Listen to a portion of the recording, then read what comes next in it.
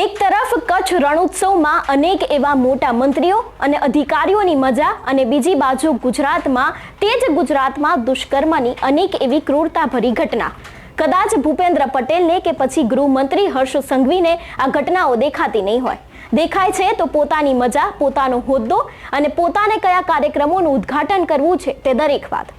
ગુજરાતમાં અનેક એવી દુષ્કર્મની ઘટનાઓ અત્યાર સુધી તો આપણે જોઈ જ છે, પરંતુ આ બધાની વચ્ચે જે ભરૂચમાં ઝઘડિયા ખાતે દુષ્કર્મ આચરવામાં આવ્યું તે ઘટના એટલી ક્રૂરતાભરી હતી કે કદાચ ગુજરાતનું કોઈ વ્યક્તિ આ ઘટનાને સાંભળે ને તો તેનું માથું પણ શરમથી ઝૂકી જાય છે. હવે આ જ ઘટનામાં પોલીસ દ્વારા એક સૌથી મોટો ખુલાસો કરવામાં આવ્યો છે અને આ દીકરીની વેદના તે સમયે શું રહી હતી તેનો પણ તેમના દ્વારા એક ખુલાસો કરવામાં આવ્યો છે અને આજે તેના વિશે જ વાત કરીશું. નમસ્કાર, હું અંશિની અને તમે જોઈ રહ્યા છો નિર્ભય ન્યૂઝ. ગુજરાતમાં અત્યાર સુધી અનેક એવી દુષ્કર્મની ઘટનાઓ બની છે, પરંતુ ગુજરાતમાં ગઈકાલે ભરૂચના ઝઘડિયા ખાતેથી આજે દુષ્કર્મની ઘટના આવી છે. તે ઘટના કદાચ કોઈ પણ વ્યક્તિ સાંભળે તો તેનું કાળજું કંપી ઉઠે છે. આ ઘટનામાં હવે સૌથી મોટો ખુલાસો એ થયો છે કે જે 10 વર્ષની નાની બાળકી હતી તેને દુષ્કર્મ સમયે તેના ગુપ્તાંગમાં લોખંડના સળિયા નાખવામાં આવ્યા હતા.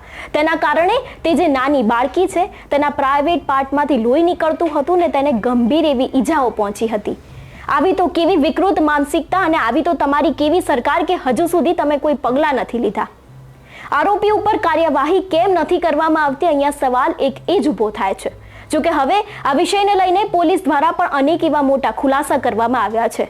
ગુજરાતમાં અનેક એવી દુષ્કર્મની ઘટનાઓ બને છે, અનેક એવી ગુજરાતની દીકરીઓ પીડાય છે, તેમ છતાં પણ લગભગ આપણી સરકાર છે તે ચૂપી સાંધીને બેઠી છે. ગૃહમંત્રીને મીણબત્તી લઈને નીકળવાનો સમય છે, પરંતુ ગુજરાતની દીકરીઓને ન્યાય અપાવવાનો સમય નથી.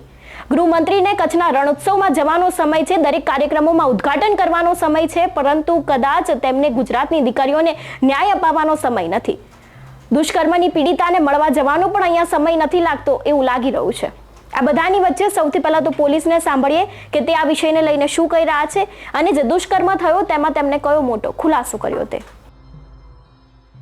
16 તારીખે ઝઘડિયા જીઆઈડીસી પોલીસ સ્ટેશનના પોલીસ સબ ઇન્સ્પેક્ટરને ખબર પડે છે કે એક બાળકીની ગંભીર ઈજા થઈ છે અને એની સારવાર માટે એને ઝઘડિયાથી ભરૂચ શિફ્ટ કરી છે.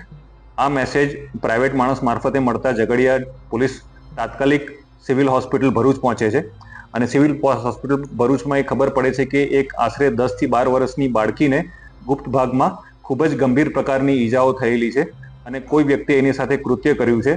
તો એ ખબર પડતા તાત્કાલિક પોલીસની ટીમ ડોક્ટરો સાથે કોઓર્ડિનેટ કરી અને એને સારવાર આપી અને એને જીવને જોખમ ના થાય એ પ્રમાણેની વ્યવસ્થામાં જૂટી ગઈ. પેરેલલી આ જેવું કૃત્ય ખબર પડી ત્યારે પ્રાઇમા ફેસી ખબર પડી કે આ એક રેપનો કેસ છે અને કોઈએ આ બાળકી સાથે આવું ખરાબ કૃત્ય કર્યું છે. તાત્કાલિક એલસીબી, એસઓજી, ડીવાયએસપીની team Jhagadia GIDC police station પહોંચી અને આ કોણે કર્યું છે અને કેવા સંજોગોમાં આ કૃત્ય થયું છે એની તપાસ હાથ ધરી.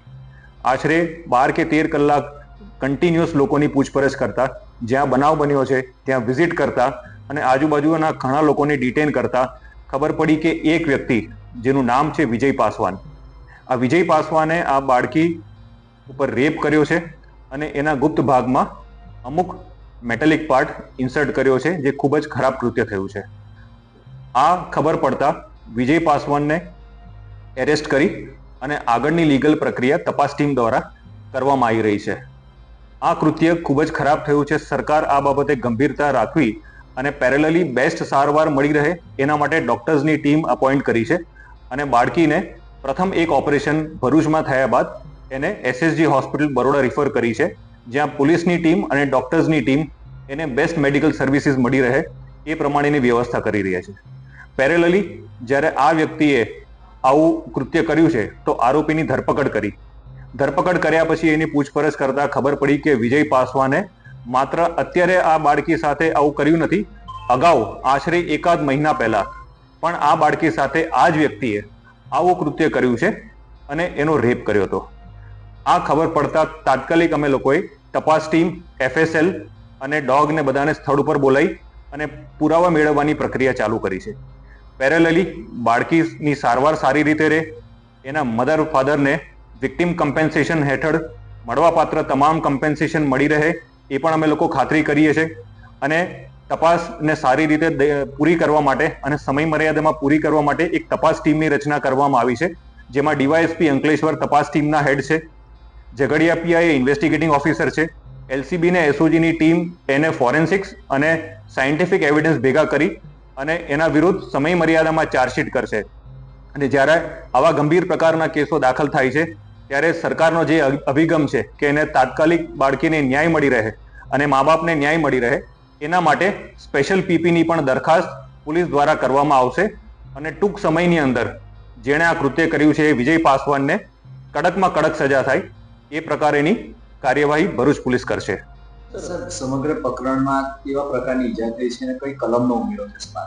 બેઝિકલી જ્યારે ગુનો દાખલ કર્યો ત્યારે 137, 65 અને પોક્સો એક્ટ બીએનએસની અલગ અલગ સેક્શનમાં, પણ જ્યારે અમને ખબર પડી કે બાળકી સાથે માત્ર આ કૃત્ય નહીં પણ એની ઉપરાંત એક મેટાલિક રોડ સાથેનો પણ એની જોડે વ્યવહાર થયો છે ખરાબનો, તો અમે લોકોએ બીએનએસની સેક્શન 109 એટલે કે જૂની એક્ટની આપણી 307નો પણ ઉમેરો કર્યો છે.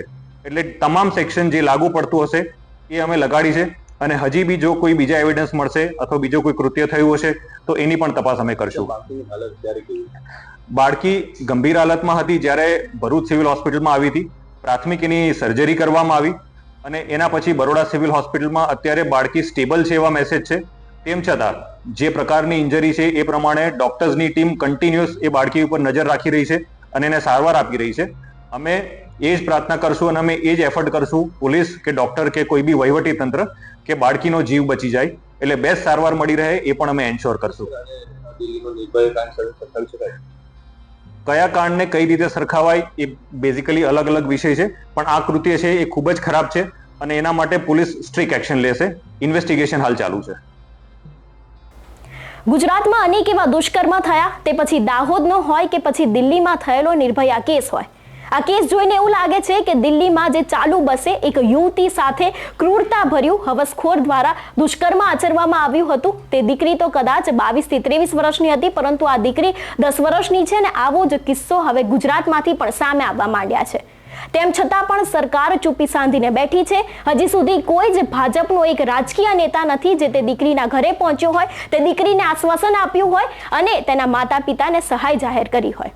અનેક એવી બાળકીઓ છે જે પીડાય છે ગુજરાતમાં, તેમ છતાં પણ દુષ્કર્મનો શિકાર બને છે, તેમ છતાં પણ હજી સુધી ભાજપ સરકાર દ્વારા તેમને લઈને કોઈ જ પગલાં ભરવામાં આવ્યા નથી.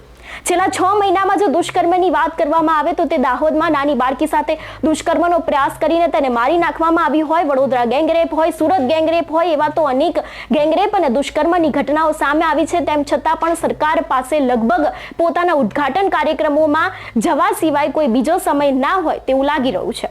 પોલીસ દ્વારા તો કાર્યવાહી કરવામાં આવે છે, પરંતુ અહીંયા મંત્રાલય ઉપર સવાલ ઊભા થાય છે, સવાલ ઊભા થાય છે તમારી સરકાર ઉપર. આટલા વખતથી તમે જે કામ કરી રહ્યા છો તે કામ ઉપર લગભગ પાણી ફર્યું હોય તેવું લાગી રહ્યું છે. તમારી સરકારને આયા અને ભૂપેન્દ્રભાઈ પટેલ, તમને પણ અહીંયા ખાસ કહેવાનું, જે પ્રકારે તમે 2 વર્ષની ઉજવણી કરી હતી તેમાં 2 વર્ષની ઉજવણીમાં કદાચ તમે ભૂલી ગયા છો કે તમારા ભાજપના જ બળાત્કારી નેતાઓ હતા જેના ઉપર હજી સુધી કોઈ કાર્યવાહી નથી કરવામાં આવી. દાહોદનો કિસ્સો તો તમારા 2 વર્ષની પહેલા જ થયો હતો, તેમ છતાં પણ કોઈ કાર્યવાહી કેમ નથી કરવામાં આવી? અહીંયા સવાલ એક એ ઊભો થાય છે. આદિવાસી વિસ્તારની તમે ફાંકા ફોજદારી કરતા હોય છો કે આદિવાસી વિસ્તારમાં અનેક એવી સુવિધાઓ છે, અનેક એવા લોકોને લાભ સુવિધા મળી રહી છે, પરંતુ આ દુષ્કર્મ આદિવાસી વિસ્તારમાં જ થયો છે, તેમ છતાં પણ હજી સુધી કોઈ જ કાર્યવાહી કરવામાં કેમ નથી આવતી? તે અહીંયા એક સવાલ ઊભો થાય છે. તમને કદાચ 2025માં કઈ રજાઓ આવે છે ને કેવા કેવા કાર્યક્રમો યોજવાના છે તેને લઈને તમારી મીટિંગો થાય છે, પરંતુ કેમ કોઈ અધિકારી આ દુષ્કર્મના વિષય ઉપર બોલતું નથી? ભાજપ સરકાર કેમ હજી સુધી આવા દુષ્કર્મ ઉપર ચૂપી સાંધીને બેઠી છે? તેવા પણ અનેક સવાલો ઊભા થાય છે. ક્યાં સુધી ગુજરાતમાં આવા દુષ્કર્મના કિસ્સાઓ આવશે? ક્યાં સુધી દીકરીઓ ગુજરાતમાં પીડાશે? એક દીકરી તરીકે હવે મને પણ ડર લાગે છે કે ક્યાં સુધી ગુજરાતમાં આવી દુષ્કર્મની ઘટનાઓ ચાલતી રહેશે.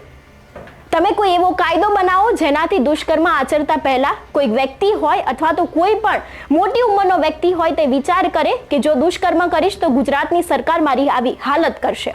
તેમ છતાં પણ આટલા દુષ્કર્મ આયા, હજી સુધી તમારા દ્વારા કોઈ એવો નવો કાયદો નથી બનાવવામાં આવ્યો કે કોઈ એવી કાર્યવાહી નથી કરવામાં આવી. ફક્ત ને ફક્ત તમે વરઘોડા કાઢ્યા, પરંતુ વરઘોડા કાઢવાથી અહીંયા કંઈ નહીં થાય. જો તમારે તમારું નામ કરવું હોય, તમારે તમારી અસલી સરકાર બનાવવી હોય તો પછી હવે તમારે દુષ્કર્મ ઉપર બોલવું પડશે અને જે તે વ્યક્તિએ દુષ્કર્મ કર્યું હોય તે પછી ભાજપનો હોય કે પછી કોઈ પણ બીજા રાજ્યનો હોય, તમારે એના ઉપર કાર્યવાહી કરવી પડશે. ક્યાં સુધી આવીને આવી રીતે તમે આ કિસ્સાઓ છે તેને દબાવતા રહેશો? હવે તો આદિવાસી વિસ્તારમાં એક 10 વર્ષની બાળકી ઉપર દુષ્કર્મ કરવામાં આવ્યું છે. તે બાળકીનું એવું કહેવું હતું કે તેના ઉપર જ્યારે દુષ્કર્મ થયું ત્યારે તે ઢસડતી પોતાના ઘરે પહોંચી હતી. તે દીકરીની હાલત શું હશે કદાચ તમે નહીં સમજી શકો, કારણ કે તમને તમારા હોદ્દાની પડી છે, તમને તમારા કાર્યક્રમોની પડી છે. તે દીકરી સાથે કેવી વીતી હશે તે સમયે, તે દીકરીની વેદના શું હશે તે કદાચ તમે નહીં સમજી શકો, કારણ કે જે દીકરી ઉપર થયું હોય તે દીકરી આના વિશે જાણે છે કે એક 10 વર્ષની બાળકી જેની અત્યારે રમવાની ઉંમર છે તેના ઉપર 36 વર્ષનો આધેડ પુરુષ દુષ્કર્મ આચરીને જતો રહે છે. તેમ છતાં પણ તમારી સરકાર દ્વારા હજી સુધી કોઈ કાર્યવાહી કેમ કરવામાં નથી આવતી તે અહીંયા એક સવાલ ઊભો થાય છે. તમારું શું માનવું છે આ વિષયને લઈને અમને કમેન્ટ કરીને ચોક્કસથી જણાવજો. તેની સાથે જ અમારી ચેનલ એટલે કે નિર્ભય ન્યૂઝને લાઇક અને શેર કરવાનું ભૂલશો નહીં. નમસ્કાર.